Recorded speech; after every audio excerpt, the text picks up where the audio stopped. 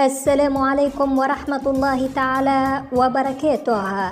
الرجاء الاشتراك في القناة مع تفعيل زر الجرس حتى يصلك كل جديدنا.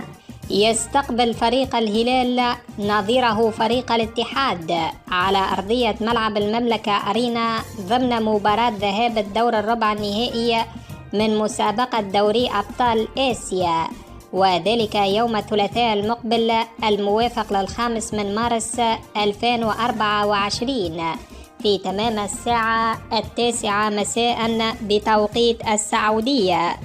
فريق الاتحاد من المتوقع أن يدخل بالتشكيلة الأساسية التالية: في مركز حراسة المرمى عبد الله المعيوف، قلبي الدفاع سعد الموسى بجانب أحمد حجازي، فواز الصقور ظهير أيمن، زكريا هوساوي ظهير أيسر.